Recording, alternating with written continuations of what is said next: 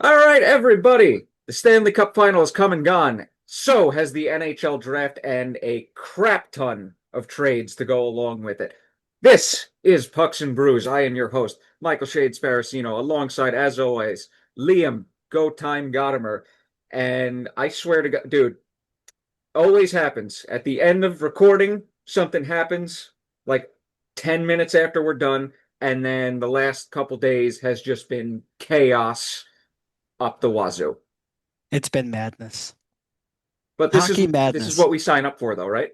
It is. It's what we sign up for, and that's why we're here to talk about it via this podcast and my other podcast, which we debuted last week. But yeah, it's been great, and it's good to be back here with you on Pucks and Brews. So Speaking of the other podcast, well, one, first and foremost, to all the draft picks and the trades and the new podcast, which we will mention in uno secondo. Cheers, buddy. I got my coffee. cheers. I've got nothing, as per usual. I just went with regular coffee with milk today, homemade, Okay, I like it. Maxwell House. But yes, me and Liam, you did hear that right. We did start up a second podcast. Liam, tell them all about it. Come on. Well, Shades, you and I, we like to go point to point here on the Pucks and Brews podcast. It's exactly what we do on the podcast that I now host and that you join me. It's kind of a little bit of a flip-flop. Every Friday we record, but nothing changes, right? Because big news drops every single time that we produce an episode, which happened after episode one. But no, it's great to do not just one podcast with you, Shades, but two. And I thank you for being along for the ride on the other one. And I look forward to more fun times here on Pucks and Brews. So cheers to that.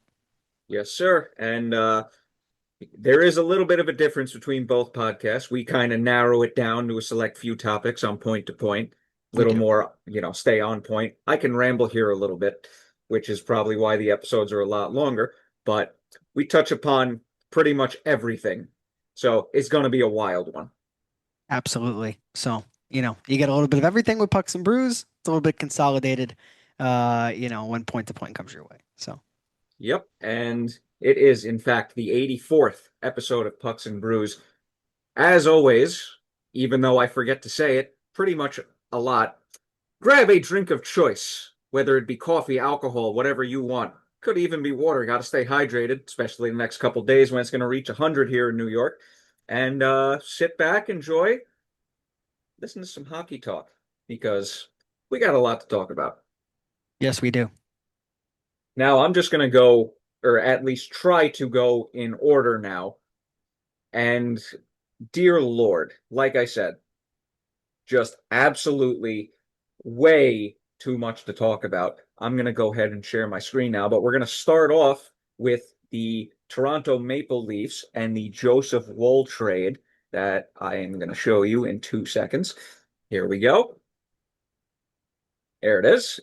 That keeps popping. All right. So the Toronto Maple Leafs traded Joseph Woll and defenseman Simone Benoit or Benoit, not exactly sure of the Benoit. Benoit. Benoit. Okay. Thank you. In exchange to the Philadelphia Flyers. In exchange for defenseman Emil Andre, goaltender Samuel Ersson, and a third round pick from this past draft. Well, I like this pickup for Philadelphia. Joseph Woll is a hell of a goalie, 27 years of age, pretty much right in his prime. He, kind of got a bad card dealt this past season with the Maple Leafs, but with what we saw from the Flyers this past season, team that's on the up and up. And like I said, they're getting a good goalie, best player in this draft. Uh, Good move for the Flyers.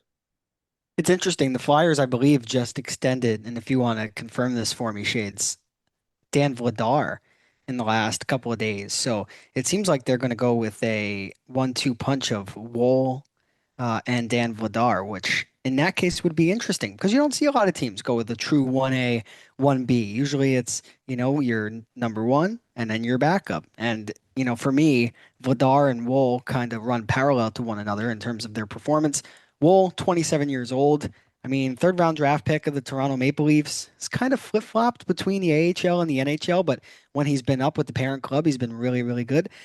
So the Flyers are getting a top flight goaltender here that I think, if Vladar is indeed the one who extended with Philadelphia, will create quite a tandem. And Shades is nodding his head, so I'll assume that I'm correct in that point. I did see it on Twitter. It's just not on Puckpedia yet. But yes, you did see that. Gotcha. Now, Um, in terms of Joseph Woll, I mean, not, you know, eye-popping stats, but especially with the way the Maple Leafs were last year. But, past two seasons in 25 games, 907 save percentage, and 42 games, 909 save percentage between 23-4 and 4-5. Got a bad hand dealt. Stats don't look too promising after this past season, but I think with a better team in Philadelphia, he'll exceed. You know, that's a good point, Shades. And, my last point on this trade is that this was John Chayka's real first move as the new general manager of the Maple Leafs. And this is him committing to Anthony Stolarz, who is a very good goaltender, don't get me wrong, but he's also 32 and he's injury prone. But he's committing to Anthony Stolarz as his number one, and he traded away a 27-year-old Joseph Woll, to establish that as fact. I'm just interested to know what the plan is in goal in the future for Toronto. I'm interested to see. They did just have the Marlies that won the Calder Cup. So, there may be somebody down there. I don't want to butcher his name, but I believe they have a Russian goaltender down in the AHL. So maybe they believe in him, but I don't know. To trade away Wool right now with where their franchise is, it's an interesting one. And last point, they went on to flip Airson. So Airson's not the solution either. So Yeah, I don't know if we saw the flipping of Harrison coming, but we knew he wasn't going to be the future in goal there. All yeah, right. but I guess it's Stolarz, I suppose, who is very good. Don't get me wrong, but 32 and injury prone for a goaltender is it's a tough recipe sometimes. You said it. Moving on to the Ross Colton trade. The Nashville Predators acquire Ross Colton and another young goalie, 24 years of age, Isaac Posh. Hope I pronounced that right. From the Colorado Avalanche in exchange for Magnus Krona, goaltender of 25 years of age. Man, a lot of goalies being moved so far. And two third-round draft picks, one this year, one next year. This is a good get for Nashville. It kind of seems to be a lot of fluff and hope with two goaltenders being exchanged for each other with the draft picks. But at the Yeah. end of the day, Colton liked the pickup for Nashville. Colton's a good player, Stanley Cup champion with the Lightning, and he's played in a lot of big time games with the Lightning and the Avalanche over the last few years during his career in the NHL. So if Nashville wants to get back to contention, bringing a player like Colton in is a good way to do it. Yep, absolutely. And they showed some promising signs toward the end of last season, especially after Stamkos was able to adjust and, kind of adapt his game from where it used to be for him to fit more with the team and in the league at this point in his career. So this could No doubt. could be a good move. All right, moving on. Michael Kesselring acquired by the San Jose Sharks and a 2026 first round pick from the Buffalo Sabres in exchange for a 2026 first round pick going from, originally from Edmonton, going back to the Sabres. 26-year-old defenseman. I don't know. I'm a little iffy on this trade, but it just seemed more of like a first round pick swap and the Sharks hoping they could find something with Kesselring. Yeah, this says to me that San Jose wants to contend. I mean, Kesselring's a top four D man. Just because it didn't work out in Buffalo doesn't mean he's not a good player. Of course, he had 29 points in 82 games with Utah 2 years ago. Like I just mentioned, didn't work out in Buffalo, but hey, San Jose is a good spot to kind of test the waters. You see what I did there? Yeah. Are they treacherous waters? Hopefully not for Kesselring. Yeah, yeah, yeah. We'll see. Moving on.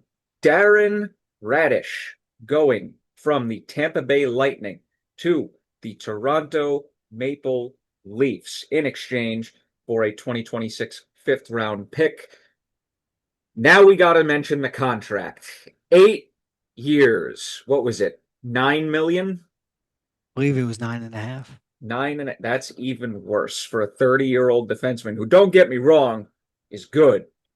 But you don't give 30-year-old defensemen that contract. I am sorry. good pickup initially for the Maple Leafs, especially for the price point of a fifth round pick. But I don't think this contract is going to age too well. I think it'll pay off for the first few years. I mean, Radish had a 33-point jump from where he was 2 years ago to where he was last year. Went up from 37 points to 70. I mean, he was facilitating incredibly well on the power play. And Toronto, they're expected to have another lethal man advantage unit. They don't have Mitch Marner anymore, but they're adding Gavin McKenna, and they still have William Nylander, and of course, Austin Matthews, who has potted 60 in his career. So I guess they're just banking on Radish coming in and fitting like a glove, just like he did in Tampa Bay. And Shades, one point I need to mention: Darren Radish, former New York Ranger. At one point, thank you for turning the knife further than it originally was. But yeah, that's a Rangers for you. And as I always screw this up, moving on. Okay, so Mackie Samoskevich, we're going to move on to that trade right now. He is on his way to the what the hell did this thing just bring me to? Oh, jeez. Mackie Samoskevich is on his way to the Seattle Kraken from the Florida Panthers in exchange for a 2026 first round pick and 2027 conditional second round pick. I mean, good pickup for Seattle, got to be honest with you. For me, for the Panthers, again, this is just expert asset management from Bill Zito. I mean, yes, Samoskevich is a nice young forward, NHL champion with the Panthers 2 years ago. 31 points 2 years ago in the regular season, 32 points last year. You could argue he's a guy that just needed a chance in the top six to break out, and he's going to have that opportunity in Seattle. But for me, Shades, to turn a player that you are not going to be able to afford to re-sign in your window of contention under the salary cap and turn him into a first round pick and to And a second do round pick. and a second round pick and to do what he did with those draft assets, which we'll get to later in the show, incredible. Yep. Unreal. And the condition on the second round pick, it will be the higher of Winnipeg or Columbus's 2027 second round picks, as you can see right there. And I just want to say this too, Shades. Samoskevich is a bona fide top six forward, and he's going to break out in Seattle. And in the next few years, I think we're all going to see that. So I don't want to take anything away from the Kraken here, to say that they gave away a first round pick in this trade. Samoskevich was definitely worth it. My computer is doing some weird things right now. I love how I literally just went to try and go to back to the page, and why is it doing? Okay. Yeah, technology. I gotta stop questioning it at some point. Now it's not gonna load anything. Okay. But here we go. Moving on to probably the biggest trade that there was in the last couple days. Brady Tkachuk traded from the Ottawa Senators to the Florida Panthers for three first round picks and a second round pick. The three first round picks, two were this year, a conditional 2029 first that I believe was top 10 protected, and a 2027 second round pick. The reaction to this trade was kind of all over the place. You know that I was kind of on the fence with in terms of the point production from Brady to get three first round picks for a guy who is not necessarily a point per game player and a second round pick on top of that. I think they did pretty good value wise, especially getting two first round picks back in this draft of all drafts. Yeah, Shades, from the beginning, I just didn't like the fact that Ottawa did not get back a roster player, Yeah. but they did later down the line, which again, later in the episode, we will get to. For this trade, I mean, the best player right now that we know of is Brady Tkachuk. So he goes to the Panthers. So no doubt about it that they win the trade, at least right now. Brady reunites with Matthew. We've talked about at length how weak of the Eastern Conference is going into next year. So this is a prime opportunity for the Panthers to come right back in with a healthy roster and a brand new superstar, now motivated again, playing in the United States and alongside his brother. and just banking that they're going to go right back to where they belong, which is the Stanley Cup final. Yep. Now, Brady Tkachuk did have an 83-point season in 2022, 2023, but since then, 74 points in 81 games, 55 points in 72, and this past season, 59 points in 60 games. So, like I said, not exactly a perennial point per game player, but you and I are both on the mindset of this is the exact type of player that Florida wants on their team, and he's playing with his brother, basically, the new Super Smash Bros, because they're just going to be hitting everyone and anyone on the ice. And you're right, this is going to put the Panthers right back in the thick of things in the East next year. Yep, no doubt about it. And then moving on to the Simone Nemec trade. New Jersey Devils trade Simone Nemec and a right winger by the name of, I cannot even pronounce that name, Maxim Siplikov. There we go. In exchange, there you go, for a 2027 first round pick, conditional, 2028 conditional first round pick, 2026, so this year's second round pick, originally from the Rangers, and 21-year-old defenseman Etienne Morin. I don't know where I am on this trade, but Calgary taking a flyer on a young 22-year-old defenseman, former second overall pick. I guess the fit just wasn't there in Jersey. Gonna just see what the conditions on these picks are, but I think that they got some pretty good value back, just from surface level standpoint. I think they did too. Of course, with the draft picks belonging to Vegas and Colorado, you cannot bank on them being too high in the order next year and in 2028 for when Colorado's pick comes up for the Devils.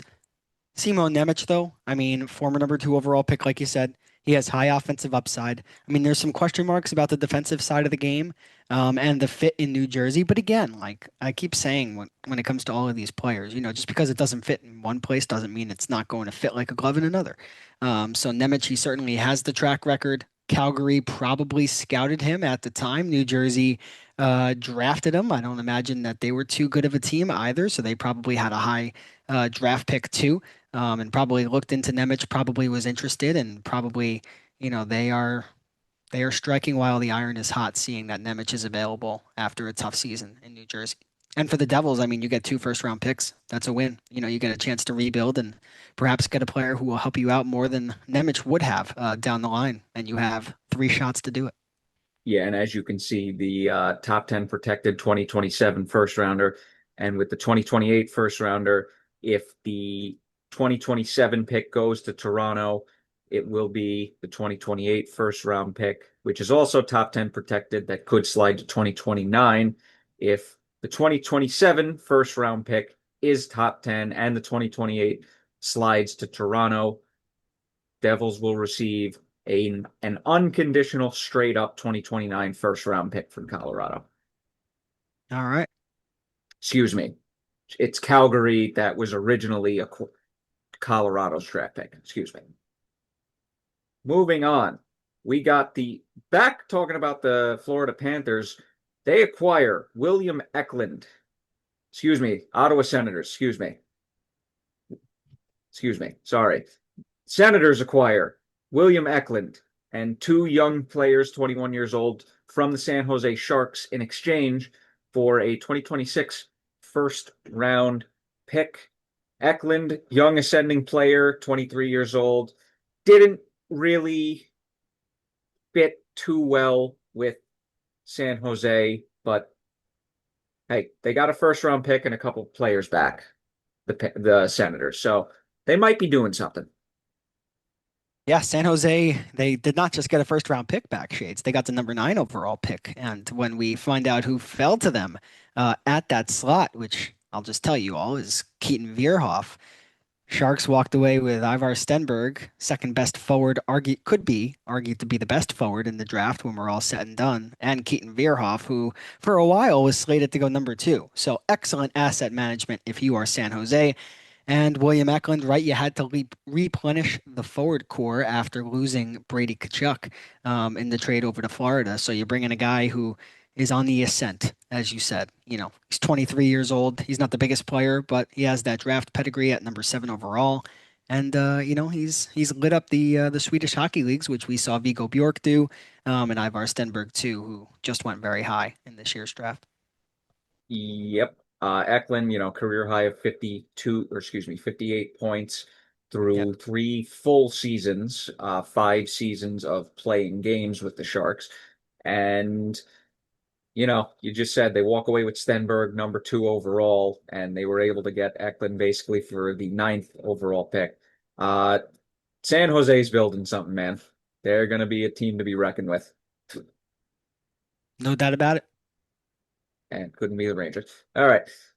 Yeah. But somebody would become a Ranger, and we'll Yeah, get to him. so yeah, we'll get to him. Moving on, Jordan Kyrou going to the Washington Capitals from the St. Louis Blues. In exchange, as you can see here, center Connor McMichael, 19-year-old center prospect Milton Gastrin, and a 2026 first round pick that ended up being number 16. First and foremost, I love the acquisition for the Capitals. Kyrou's a very good player. Yeah.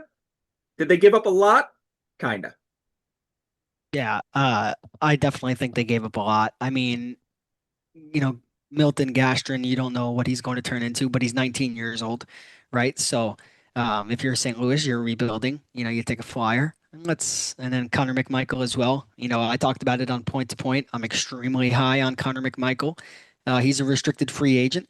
25 years old, left-handed shot. He's got pretty decent size, and in his NHL time, he's already produced on both sides of the puck.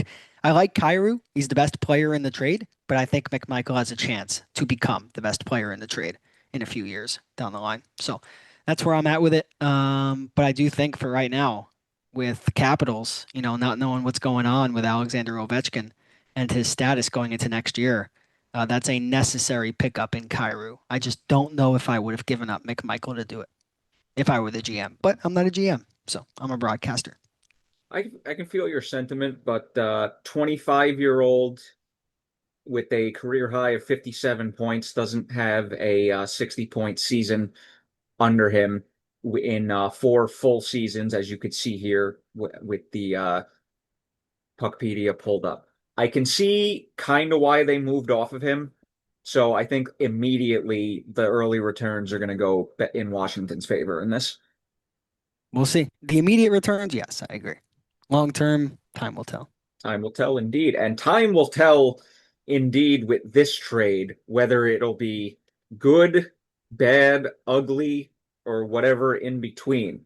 The Buffalo Sabres move off of Bowen Byram and Jordan Greenway. They send them to the Chicago Blackhawks, as you can see here, in exchange for a 2026 first round pick, which ended up being the number 4 overall pick. 2026 second round pick, which ended up being pick 45, and 25-year-old defenseman Louis Crevier. This one was eye-popping of what is Chicago doing sending a 4th overall pick for Bowen Byram. No offense to Bowen Byram, very good young defenseman. Not worthy of a top 5 pick, in my opinion, even if you do throw Greenway in there. Again, another topic we discussed on Point to Point. Byram, a former number 4 overall pick himself, traded for a pretty high draft asset in an excellent draft. And we saw who the number 4 overall pick turned out to be, and it was Daxon Rudolph, who I guess Buffalo, had tabbed, no matter what, if they, had gotten a first round pick outside of the top 3. So nice pickup for them. Byram, though, that's a heavy price. So. Oh, yeah.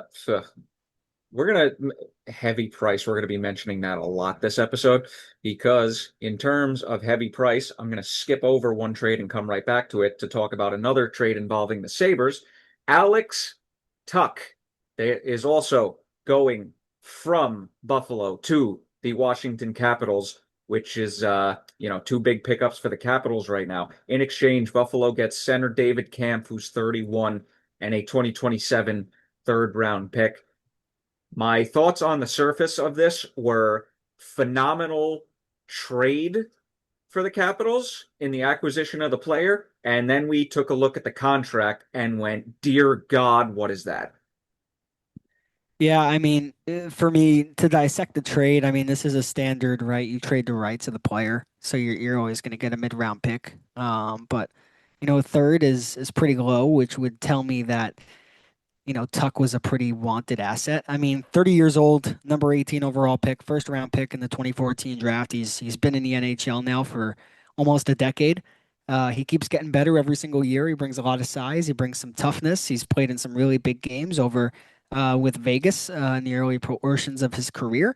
And Washington again, like I said, with Jordan Kyrou, they don't know whether they're going to have Alexander Ovechkin next year. And if you don't know that, you have to make sure that you build up your forward core as much as possible. And they bring in Tuck. Now they bring in Kyrou as well. So this contract, we'll see how it plays out. It's long, but as I said, if you want to get the player, you have to shell out the years and the average annual value. And the Capitals did that here. And shout out to Alex Tuck for getting his payday.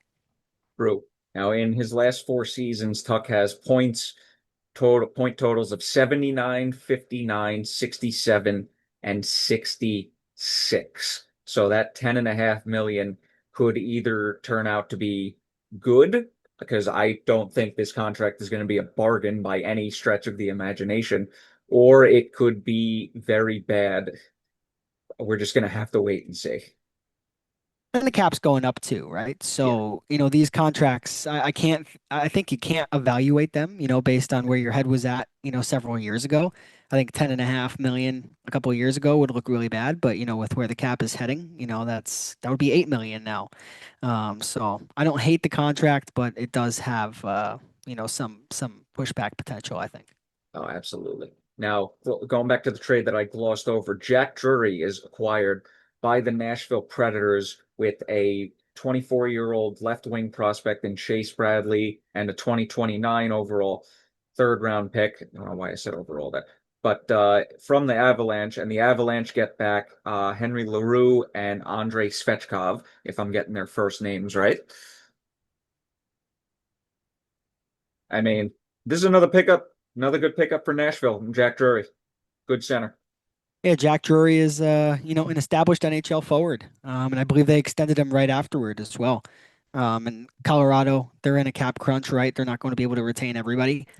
So Drury, one of those guys that needed an extension, and they moved him. And I really like LaRue. I mean, of course, I I used to work in Atlanta, which was affiliated with Milwaukee and Nashville, so I have kind of a little bit of a pulse on the Predators' prospects. LaRue, I really liked, and Fedor Svechkov. I think they were really high on him too. I believe he's a former first round pick, if I'm not mistaken. I love how I got both of their first names wrong. What did you Especially say? Take me back. I think I said Andrei Svechkov and Henry LaRue. I wasn't too far off with Henry because it was Zachary, but Fedor, I No, Fedor yeah, Svechkov. I was way fucking off there. Yeah, it happens. Yes, a former first round pick though. Picked back in 2021, 19th Yeah, overall. So yeah, 17 points in two straight seasons. I could kind of see why they moved off of him for Drury, and then LaRue. You know, 15 points in 62 games in 24-25, and this past season only played 25 games and has 5 points. Yeah, this probably could go in favor of Nashville down the line. yeah, if I'm Colorado, a little, maybe I'm not disappointed. I don't get a pick, but maybe it was more of a cap dump than we thought. But yeah, small trade. He gets extended. That being Drury, and good for him. Yeah. Now going back to the Florida Panthers, they picked up yet another player where I was just like, of course they would pick up this guy because he would fit in like a glove. Garnet Hathaway and a sixth round pick are acquired from or by the Panthers from the Flyers in exchange for a 2026 fifth and 2027 fourth. I mean, this is let's be honest, this is a good pickup for Florida, and they're going to be right back in the thick of things. He's going to fit in like a glove there with the way he plays. That's a playoff pickup right there. I mean, 6'2", 212, veteran, 34 years old. He's been around the conference quite a bit, Washington, Boston, Philadelphia, and now he's going to play his first season as a Panther. He won't put up a ton of points, but man, he'll protect your teammates. And that's a good player, and that's somebody that you want to have going into the playoffs. And yeah, Florida, they're going to be nasty. They can Oh, yeah. score, they can mess you up. They're a good team. He won't put up a ton of points indeed with a career high of 26 points, but like you said, everything else gonna fit in like a glove with the way he plays, gonna hit some guys, and Yep. that, oh my God. I hate when a team is so well constructed with what they want to be, like the Panthers are, and you just look at other teams around the league and they're just like, yeah, they're not gonna do anything if they play this team. Yeah, it's not going to be fun facing Florida next No, year. hell no. Hendrix Lapierre is acquired from the Penguins in exchange for a third and a fifth. Young center prospect, 24 years old. I believe was originally picked by the Capitals. So their Penguins are just banking on upside here.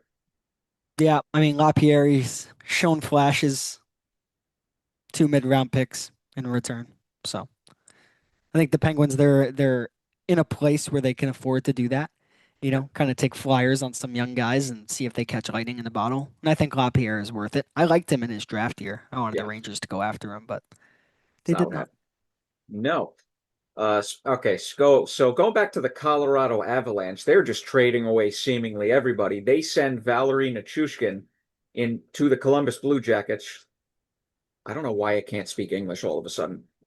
Valeri Nichushkin to the Columbus Blue Jackets. In exchange, they get a second this year, a third next year, and a fifth in 2028. Hey, look, Nichushkin's a good pickup for the Blue Jackets. He's still got some left in the tank. I'm just trying to figure out what the Avalanche are doing because it seems like they're kind of doing a retool on the fly here.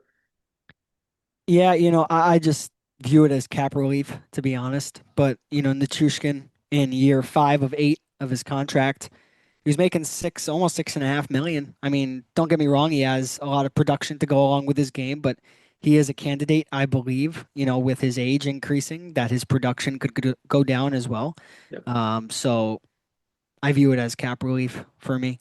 And, for the Blue Jackets, you bring in Nichushkin, who's a top six guy and will help out some of your younger players. And, with some of the rumors about Marchenko and Werenski, they, Oh they yeah. might need the depth, to be honest. So, Yeah, and honestly, just looking at his stats straight up, for a guy who has a career high of 53 points and only one other season of 50 points with 52 for a 31-year-old, to get a second, third, and a fifth back, I would say that's decent value.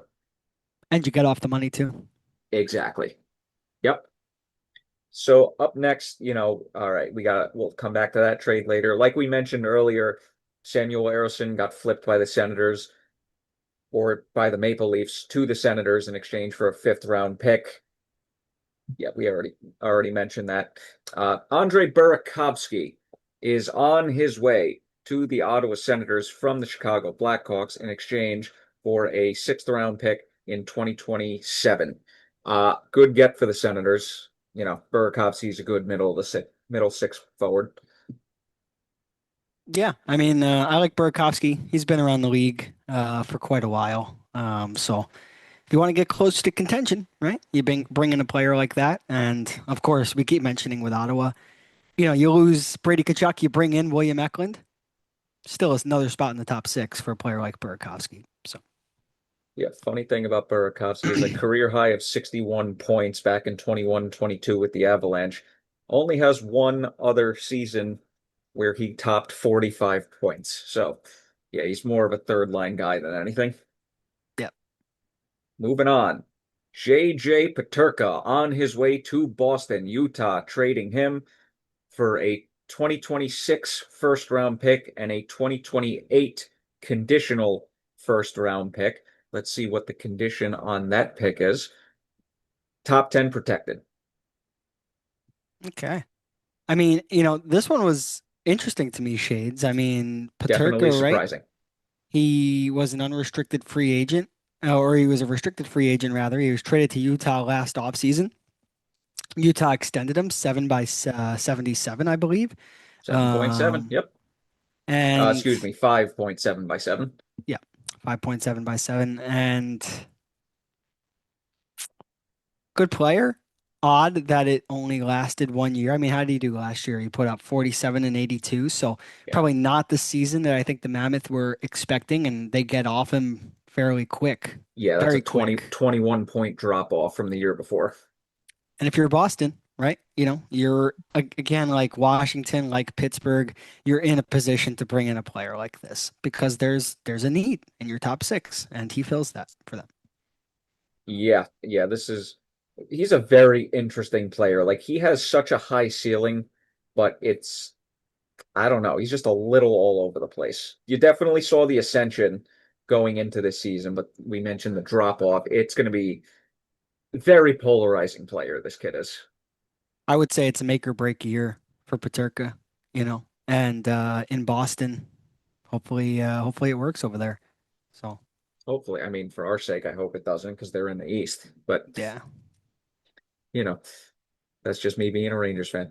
So up next, we're gonna go back to the Dorofeyev trade. Mason McTavish on his way to St. Louis from the Anaheim Ducks. The Ducks moving off the former third overall pick for two first round picks, number 15 and number 29, that took place yesterday. I was surprised that the Blues made this trade because if I was them, I would have just went all in on the first round picks and trying to rebuild the prospect pool. But instead, they go after 23-year-old center who hasn't exactly lived up to his draft pedigree of third overall in the second year of a 6-year contract, coming off a 41-point season.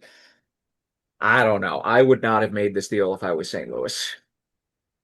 yeah, two first round picks may seem like a lot to swallow. But if you're St. Louis, right, you're banking on the pedigree. Former number three overall pick, has shown flashes in Anaheim. This isn't like a top pick like Alexis Lafreniere, I'm sorry to say, but that hadn't really shown much of anything in the first 2 to 3 years. Like McTavish has something to his game. He's not the fastest skater, but he's physical out there. And again, you hope that it's a better fit in St. Louis than it was in Anaheim. And if you're the Blues, you're really banking on him coming in and really making an impact right away. Which, let's be honest, deep draft, yes, but none of those players that would have occupied either of those draft pick shades would have made an impact right away. And McTavish does. And again, you're buying low on a player that again, there's not a lot of value to around the league, I would say, or as much value as there was in years past, especially after the season he had last year, 41 points in 75 games. It's a little bit of a downer. Yeah, especially for a Ducks team that really ascended and got into the second round before being bounced. I don't know. This is just very St. Louis is And a I believe very he was a healthy polarizing. scratch for a couple of games in the sorry about that. Kind of lagged on me there. But You're I good. was just saying that I believe McTavish was scratched a couple of times in the playoffs too. So Mm. that's something to note. Maybe he had just fallen out of favor with management, the coaching staff over in Anaheim and Shades.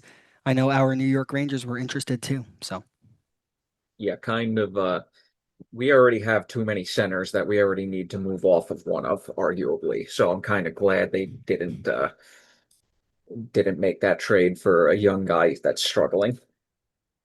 All right, I gotta bring 23 though, yeah, first time. 23. This is true, but like I said, not the early returns you'd like to see for a former third overall pick. No. Okay, this trade I have to bring up. So Sebastian Kosa gets traded from the Detroit Red Wings in exchange for a first round pick that they get from the Utah Mammoth. I don't get this trade for the Mammoth because Kosa, in my opinion, he has not shown that he's a future starter. It takes goalies longer for me, to kind of come into their own. So while I do agree with you, it's been a while since Kosa had been drafted, 5 years, in fact. It spent the last couple of years in the AHL. It even spent a season in the ECHL with the Red Wings ECHL affiliate in the Toledo Walleye. He had a 915 save percentage last year in the AHL. So, those are pretty good numbers. And we'll see again how it works out. And Utah, right? They had Vejmelka as their number one goaltender, so there was definitely an opportunity for a young guy to kind of come in there and take the reins. And maybe, Kosa is one of those guys that was just looking to break through. And I suppose in Detroit, he didn't have an opportunity in the net. Yeah, I find it just very weird how he only played one game last season, but not this season. That very just odd thing on the surface that I noticed. But former first overall pick in 2021, especially for a goalie being a first round pick after 5 seasons, if they only have one game played, that's usually not a good sign. And, I will also mention that Detroit moves off of Kosa in favor of John Gibson and Cam Talbot next year. Yeah, who are both in their 30s, I believe. Is that where you want to go if you're a young team? Wouldn't you rather have the 23-year-old? Yeah, especially when it comes to goalie. But, Steve Yzerman put all his chips in the middle trading for Gibson. So, and not that he's a bad goaltender. He's a really good goaltender, one of the best American goaltenders of our generation. But, you know, with where you're at, if you're the Red Wings, you haven't made the playoffs. And I suppose you're going to retool and try and get some more young talent. I don't know why trading a 23-year-old goaltender with your net inhabited by two veterans. I don't see how that's the right move. But Yeah, I don't get it either. Yeah, the Red Wings have been just all over the place the last couple of years. They're such a hard team to get a read on. very difficult. Yeah. Next up, we got Brandon Carlo going from the Toronto Maple Leafs to the St. Louis Blues. Blues picking up another 29-year-old defenseman in exchange for two third-round picks. I'm kind of surprised his trade value wasn't a little higher for a top four defenseman. Yeah, Carlo has really struggled the last few years. $4.1 million. I mean, not a lot of money against the cap with how much it's kind of going up. But former second round pick has some Yeah, size to going him. into the last year of that deal. Take a look at his numbers here. His Yeah, numbers have gone down every single season. yeah, definitely not a point producing defenseman. You look at his Corsi, it's decent. So under the radar move for me. Yeah, and again, St. Louis especially as a team, they're just little all over the place. Yeah, tough to get a read, like you said. All right, on to we'll come back to that trade when we talk about the Rangers later. Like I said, John Carlson is acquired by the Carolina Hurricanes from the Anaheim Ducks in exchange for 23-year-old defenseman Kyle Masters and a 2026 sixth round pick, which ended up being number 192. Masters, former fourth round pick from 2021, does not have an NHL game underneath his belt. Good pickup for Carolina. Yeah, again, another trade where you're just trading rights, not the player under contract. So again, the value is always going to look different. 6'3", 220, 36 years old. I mean, he's a veteran, unrestricted free agent now. Again, his rights just transferred over. He was really good in Anaheim after he came over, 14 points in 16 games. You just talked about Carlo not being a point producing defenseman. Well, John Carlson most definitely is. And the Stanley Cup champions just got even better. You got to wonder what it means for the future of Alexander Nikishin as well. So just a little bit of a tidbit there. Yeah, between the Capitals and the Ducks last season, 60 points. Not bad for a 36-year-old defenseman, am I right? No, not bad at all. Still one of the best power play quarterbacks in the league. Oh yeah, and then I just have to mention this trade. Uh, Ivan, so long. He gets sent to the Bruins from the Avalanche. Just phenomenal name. Yeah, I have nothing here. Phenomenal. That's literally all I had was phenomenal name. Oh, rest in peace, future considerations between the Minnesota Wild and New York Islanders. Always. And all right, the last two trades we need to talk about. I don't know why this updated to not show the other one that was currently there, but Brendan Gallagher traded, there it is, from the Montreal Canadiens after what feels like 15 plus years. to the Vancouver Canucks in exchange. Once again, rest in peace, future considerations. Adios. It was nice knowing you.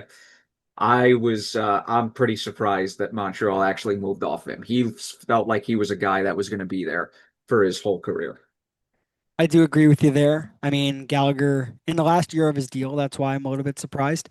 $6.5 million a season. So again, a lot of these deals happening at the beginning of the offseason are going to be cap considerations. I think Gallagher is one of those players.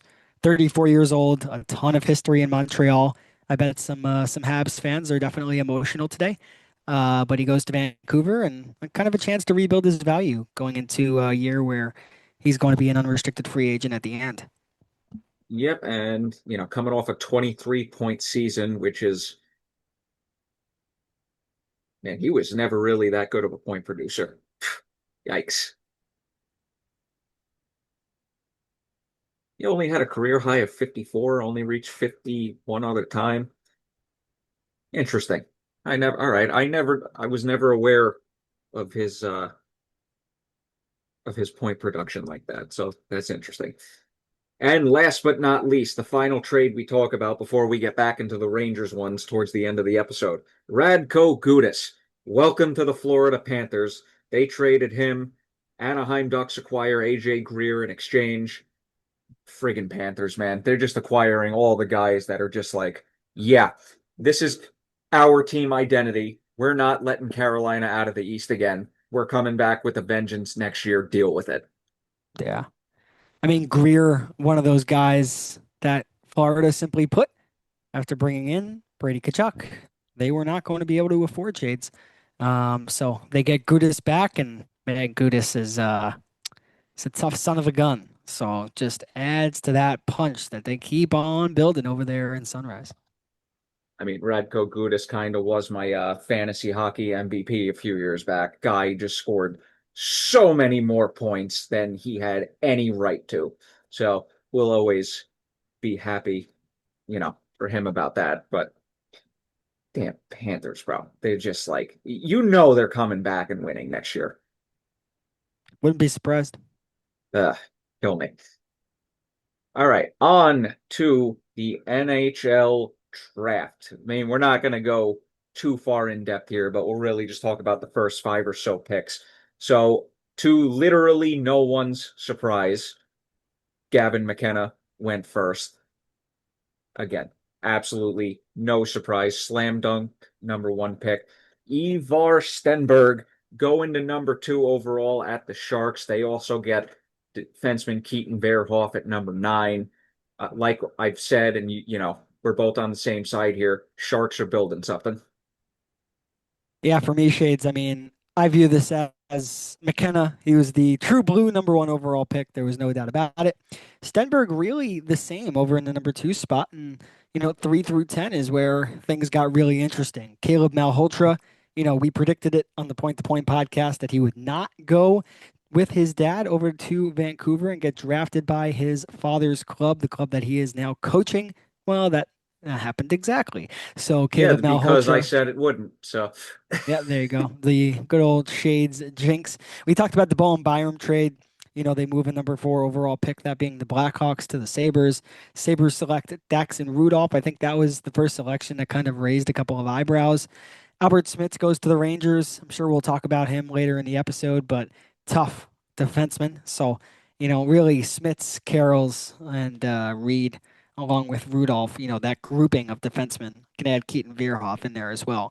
It's really dealer's choice. A lot of them are going to be slam dunks of picks. So very, very deep draft, and don't be surprised if we're looking back a year or 2 years from now and circling some superstars that came out of this top 10.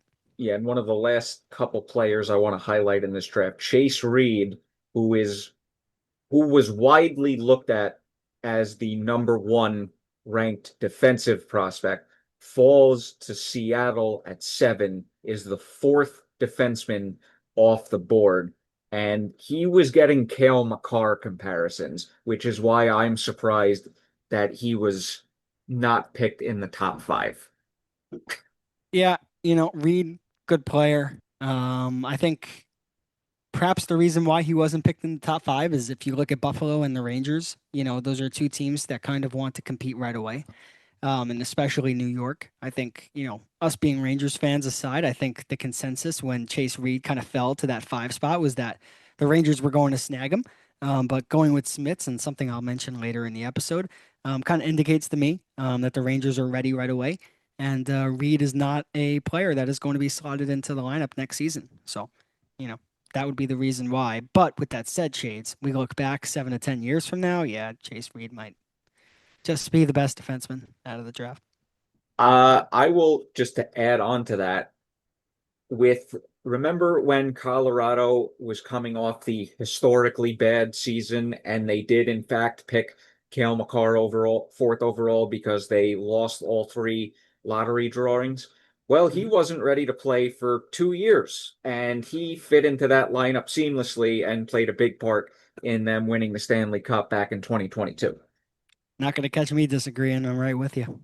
Yeah, and then one other player I just want to highlight is the son of Matt Cullen, Wyatt Cullen, goes 10th overall to the Nashville Predators. Love to see it. Yeah, good pick there from the Preds. So won't be surprised if he turns into a top six NHLer.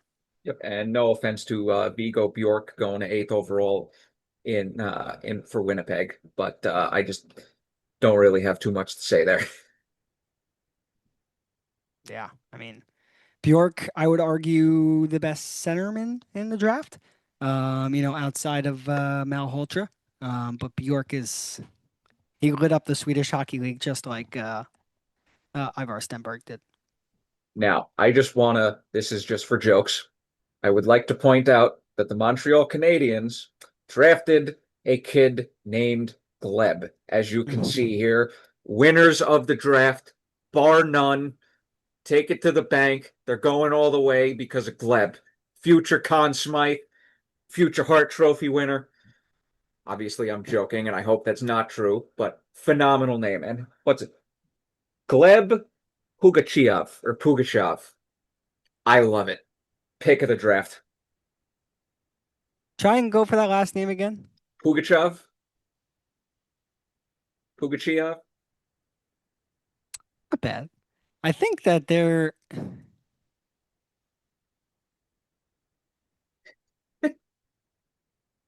Yeah, he is a heavy hitter. Massive open ice checks, post whistle scrum instigations. He's a tough guy.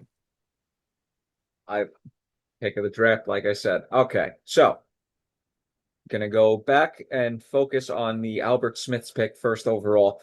I'm not really gonna go in depth here on the entirety of the draft class, but the one thing that I loved about the Smiths pick with the Rangers is he, over the course of his career thus far, with how old he is, every time or seemingly every year, he's been put in or on a team that's above his current level of competition, and he's fit in seamlessly. And this is multiple across multiple tournaments in multiple leagues.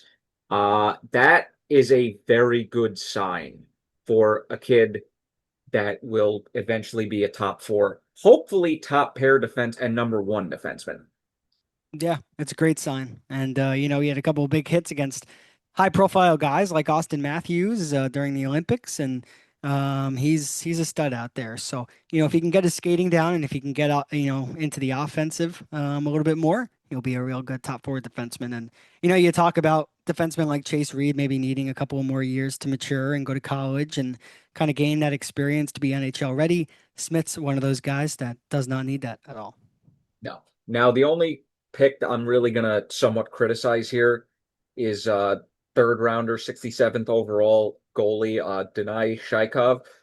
You and I are both we're both going, why are they picking a goalie? Like I understand you need to replenish the your goalie pipeline, but we already have Dylan Garand in Hartford, and he possibly could be the future backup goalie, but I don't know. I feel like they should have went forward earlier than they did in this draft when they went 81st overall with their fifth pick. So, Yeah, I didn't love the pick at the time either. I think 67th is far too early. to pick a goaltender. I mean, outside of one that's generational.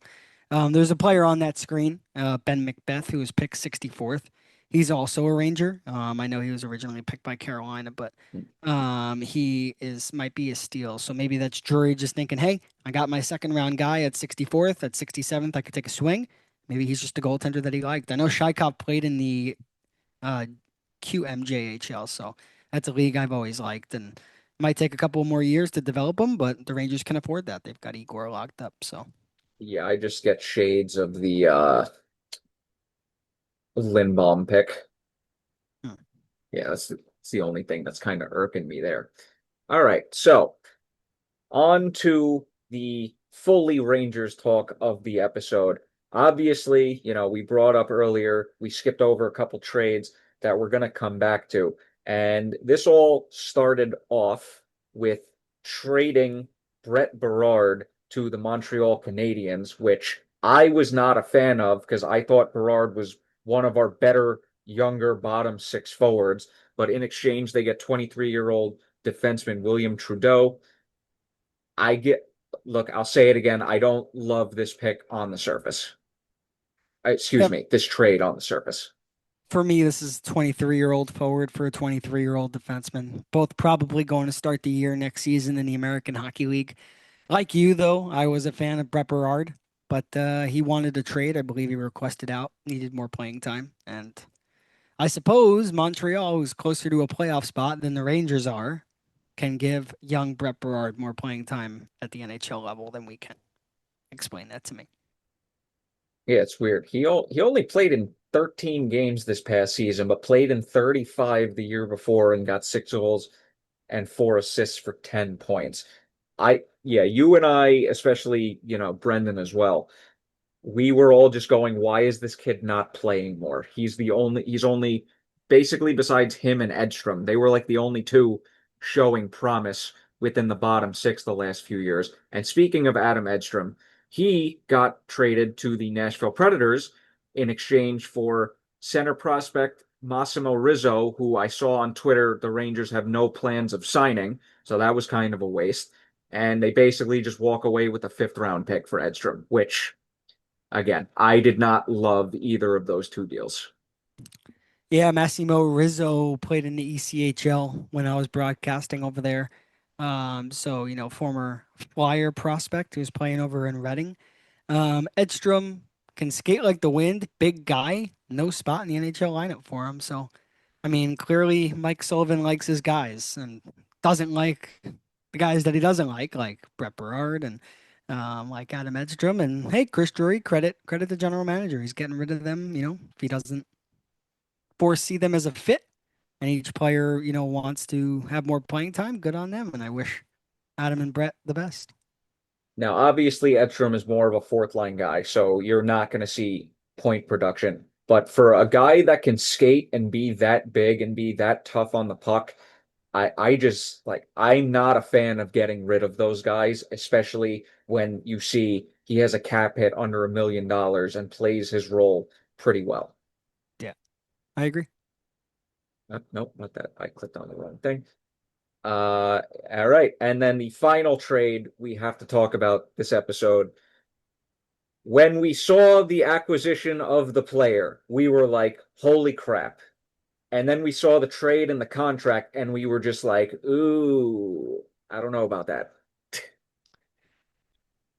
Yeah, Pavel Dorofeyev has been acquired by the New York Rangers in exchange from the Golden Knights, in exchange for a 2026 first round pick, which ended up being 26th overall, a third round pick, which ended up being 92nd overall, and a conditional 2028 first round pick, which I believe is top 10 protected.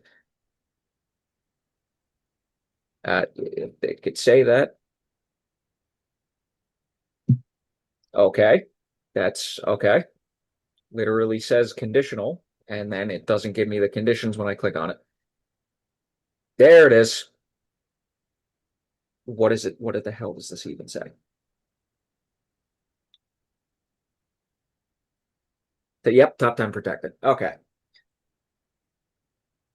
I'll go back to it. Love the player. I don't love the trade package that we gave up for him. Now, granted, I mean, he's coming off of back-to-back seasons with 35 plus goals, but we do have to mention this. He was playing with an elite playmaking center in Jack Eichel the last 2 years. And to be honest, the Rangers do not have a quality center the level of Jack Eichel, so this does worry me a little bit. Yeah, maybe he won't be getting his opportunities as easily as he was getting them in Vegas, but just to discuss the player, I mean, 82 games each of the last two seasons. That's a green flag. He can keep himself healthy. He's a big player, 6'1", 200 pounds. He's not afraid to get physical. And, with a goal scorer, that's not always the case. 35 goals 2 years ago, 37 last year, 13 in his first year in the NHL. So, again, this is a player that's had a positive trajectory year to year. He's good defensively. Skating can be a little bit of an issue. He's going to be dynamic on the power play. I think when you have a facilitator like Fox at the top of the zone, and you have Mika Zibanejad who can load up for a one-timer on one side, and Pavel Dorofeyev who can load up for a one-timer on the other side, that's a combination that can definitely have the potential to do some damage. On what you said about Eichel, yes, I would agree that we do not have a center the quality of Jack Eichel, but does Dorofeyev need that necessarily? And again, only time will tell. I would mention JT Miller, who probably will be playing down the middle with Dorofeyev on his wing. He did play with Brock Besser during his time as a number one center in Vancouver, and Besser had a 40-goal season under his belt while playing with JT Miller. So if Miller can do that with a guy like Besser and lead him to 40 goals, I can expect that he can do the same thing with Dorofeyev. So, yes, JT Miller is not Jack Eichel, but I have confidence in Pavel and JT's ability to put the buck into the back of the net without needing, a superstar to kind of put it on a tee for him. And on top of that, Shades, this makes the power play for the Rangers lethal, and that's really important as you kind of want to get yourself out of the out of rock bottom where we find ourselves. Yeah, hopefully. You got to also remember though, that was prime JT Miller, and after what we saw this past season, I have worries, to put it lightly. He was injured at the start of the year, and he wanted to work himself through it. He was, first year as the captain on the team, 53 points in 68 games. I'm sure not what he expected, not what he wanted at It all. that didn't even feel Um, like a 50-point season.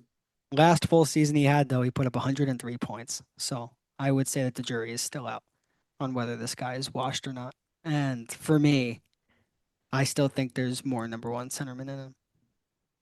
I hope so. I just don't want Miller to become a guy that we trade him away and then 2 seasons later he goes on to be basically the elite first line center that we all hoped he would become here. And then we get him back, looks good initially, and then the first full season back with him, things did not look good at all. So that is what worries me because he spent 7 years away. But he wasn't healthy last year, though. But yeah, We'll see. We'll see. But oh, this is going to be a very interesting season. it is. It is. But, you can say what you want about JT Miller. The Rangers are putting him in a position to succeed. So I hope so. getting him talent, you know. Yeah, there's one thing on Twitter that I saw that kind of pissed me off a little bit. It was somebody saying that the Dorofeyev acquisition is going to unlock Laugh and finally push him over the top. And I'm just going, Laugh was the former number one overall pick. Laugh was supposed to be that guy for somebody else. If he, question, if Lafreniere doesn't get 60 points again this season, is it finally time to move off the former first overall pick? Because it'll have been 7 years at that point as a what was supposed to be an elite playmaker, not getting 60 points in a season. Hypothetical, but what's your answer to that? Yes. Okay, good. You and I are on the same page about that. Good. It's tough, but I don't think it's fair to Lafreniere. I don't think it's fair to the Rangers to have mismatching timelines. Rangers aren't ready to compete.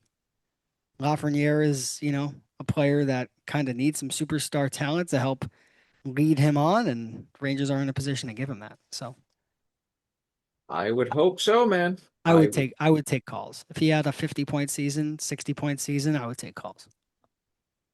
Yeah. All right. Now, after, trading away Berard and Edstrom, the bottom six is looking kind of little all over the place. Obviously, Ty Cartier came in at the end of last season and looked really good. We can only hope that he's gonna continue that. But again, I have trepidations. We all know what Matt Rempe is at this point. I would have moved him over one of the other two. Leba's a good young center. Uh, Kemlar, or how do you pronounce his name again? Kamelash. Kamelash, thank you. He looked pretty decent. Gabe Perreault, we all obviously have high hopes for. I kind of hope he does see some top 6 minutes this year because I think he'd be wasting away a little bit in the bottom six. Sakura's got a bright future as a bottom six forward from what we've seen so far. Johnny Brodzinski is, cardio machine, can put up some goals here and there.